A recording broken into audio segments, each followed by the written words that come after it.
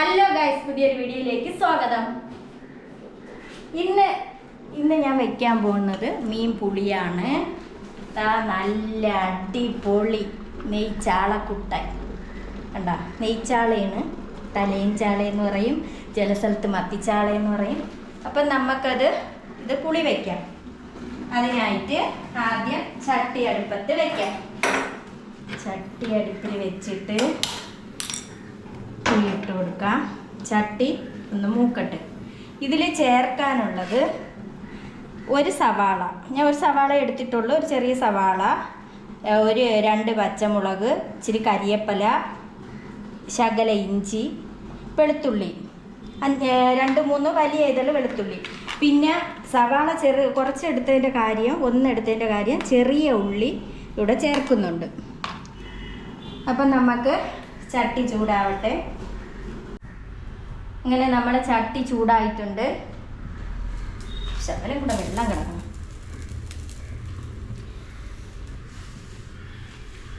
അതിലേക്ക് എണ്ണ ഒഴിച്ചു കൊടുക്കാം.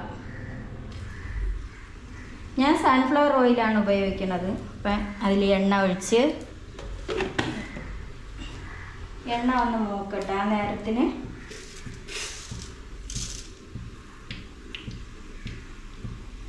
ഉലുവ ഇട്ട് കൊടുക്കാം.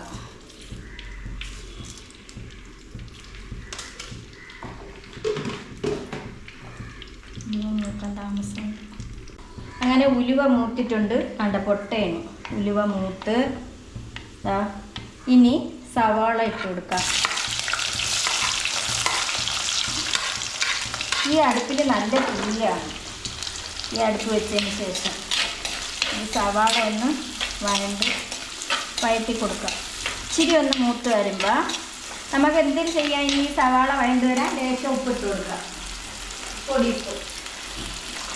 പൊടിയുപ്പ് ലേശം ഇട്ട് കൊടുക്കാം. എന്നിട്ട് ഇളക്കി കൊടുക്കാം.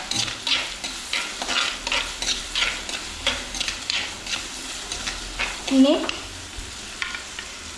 വെളുത്തുള്ളി ഇടാം. പിന്നെ ഇഞ്ചി ഇട്ട് വഴറ്റിയതിന് ശേഷം പച്ചമുളക്,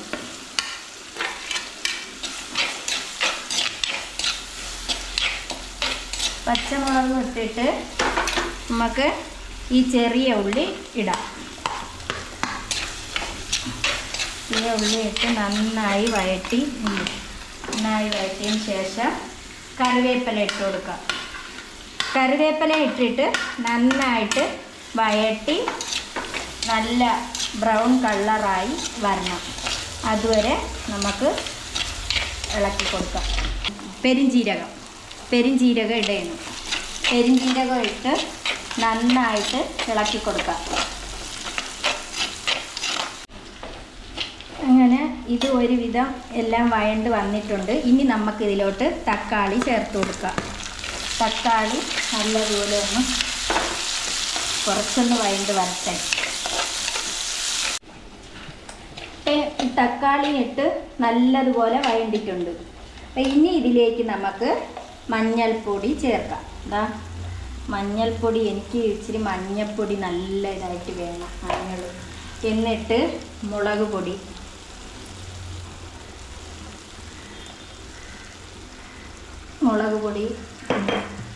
മല്ലിപ്പൊടി,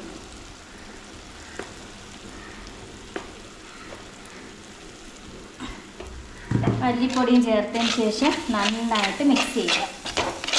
ഇതിൻ്റെ ഈ പച്ച ചുവ മാറണം. ഈ മുളക് പൊടിയിലെയും മല്ലിപ്പൊടിയിലെയും മഞ്ഞൾപ്പൊടിയിലെയും ഞാൻ വറുത്ത് പൊടിച്ചതിന് ശേഷം വീണ്ടും ഉരുളിയിലിട്ട് അനത്തി വെച്ചിരിക്കണതാണ് മുളക് പൊടിയും മല്ലിപ്പൊടിയും. അങ്ങനെ ഇത് വഴറ്റിയത് അരപ്പും എല്ലാം ചേർത്തത് ചൂടാറിയതിന് ശേഷം മിക്സിയുടെ ജാറിലോട്ട് ഇടാം. ഇട്ടിട്ട് പറ്റിയിരിക്കണം. ഇനി ഇതിലോട്ട് കുറച്ച് വെള്ളം ഒഴിച്ചു കൊടുക്കാം. ഇതൊന്ന് ചെറിയ ഒരു കറക്കി എടുക്കാം. അരഞ്ഞാൽ നോക്കാം. അപ്പോൾ അരഞ്ഞിട്ടുണ്ട്. ഇത് നമുക്ക്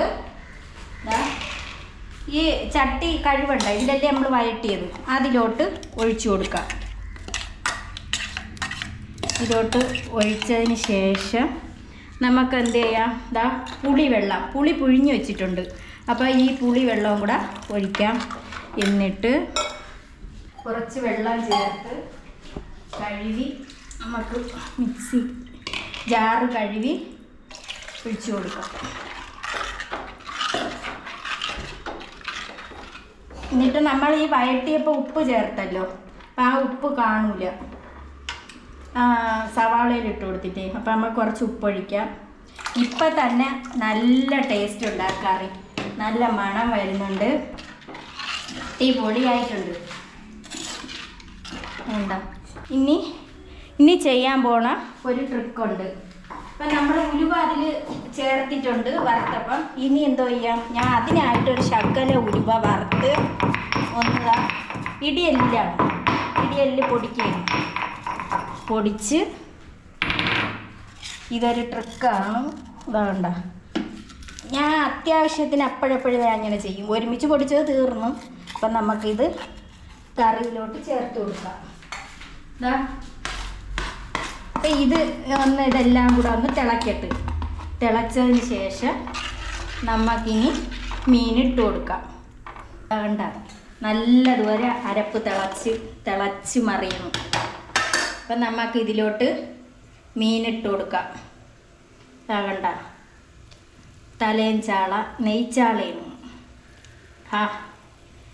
എന്തോ ഒരു ഭംഗിയുള്ള ചാള ഇത് നമുക്കിങ്ങനെ പറക്കി ഇട്ട് കൊടുക്കാം. ഇട്ടിട്ട് നന്നായി ഒന്ന് ഇളക്കി യോജിപ്പിച്ച് കൊടുത്തതിന് ശേഷം അവരവിടെ കിടന്ന് വേവട്ട്. ഇതാ മീൻപുളി സെറ്റായിട്ടുണ്ട്. ഇത് നമുക്ക് ഒന്ന് ചുറ്റിച്ചു കൊടുക്കാം. ചുറ്റിച്ചതിന് ശേഷം അടുപ്പിൽ നിന്ന് ഇറക്കാം. ഇറക്കി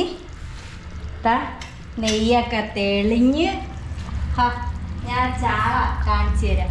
ചാള നല്ല അടിപൊളിയായിട്ട് കണ്ട സൂപ്പറായിട്ടുണ്ട്. അങ്ങനെ നമ്മുടെ മീൻപുളി റെഡി. അപ്പോൾ ഇതെല്ലാവരും ഉണ്ടാക്കി നോക്കണം. ലൈക്ക് ചെയ്യണം, ഷെയർ ചെയ്യണം, സബ്സ്ക്രൈബ് ചെയ്യണം. അപ്പോൾ ടാറ്റാ.